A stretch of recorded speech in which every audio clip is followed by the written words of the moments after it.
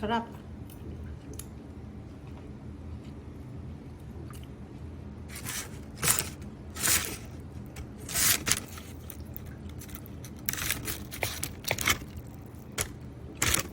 Farmers Market Day. Nandiyan dyan,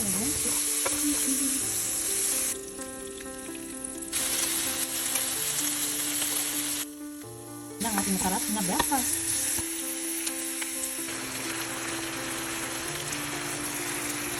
Tapos ito yung spoon pot. Ayun, yung asin. Squid. Dalamay.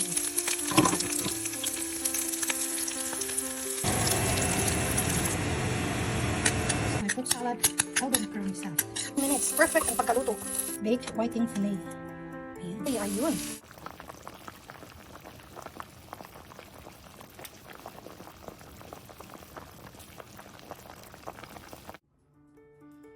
Hello lovelies! Welcome back to Mrs. G Adventures channel and we are back in my kusina. At for today's video, gagawa tayo ng crispy cauliflower. Yan ang ating mga ingredients: cauliflower, Mexican blend cheese, and then some olive oil.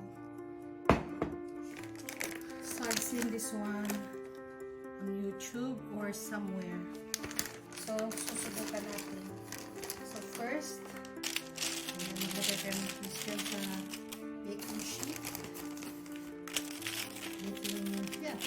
Baking dish or baking sheet. Spread it out.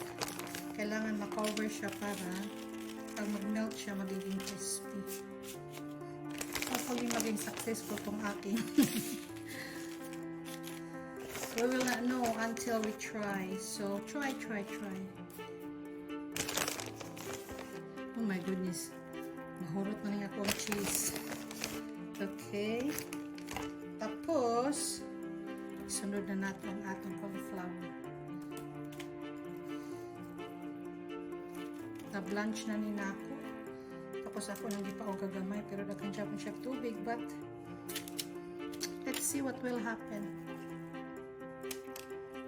I-bake na to until ma-melt ang cheese. Dali rin siya maluto. Kaya luto naman siya. Need lang i-melt ang cheese. Okay. This is good for my lunchy. Pakikot lang. And then, ito nga ito gamay olive oil. Just drizzle it with olive oil. Olive oil. Gamay lang. And olive oil. Patak-patak lang. Na.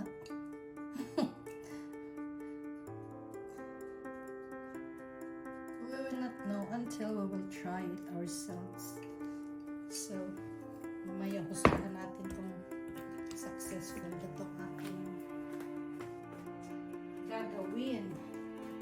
I want it spicy, so lagyan natin ng konting paminta. Ayan. And then we'll top it with more cheese. Oh my goodness. Cheesy goodness. So there's no time for baking. Tingnan mo lang siya pag na-melt na at naging crispy or crunchy. Asti lang.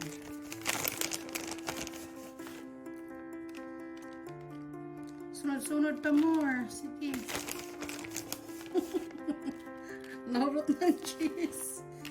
Naubos ko na yatang buong pack. Wow, this will be so good. I'm sure lamig-lamig yun siya. I-cover ang cheese. Dapat i-cover ang cauliflower. Ayan. Okay. Start baking. I'll be back when it's done. And we can check it out later.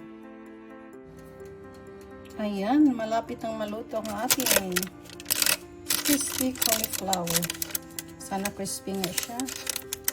Oh my. Oh, go with cheesy. Maybe 5 minutes more on a broil para mas crunchy.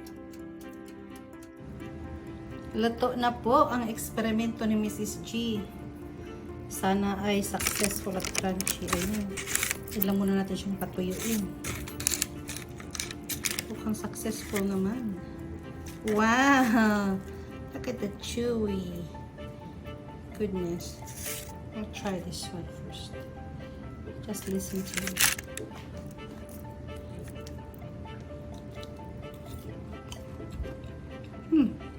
May konting crunch. Sarap.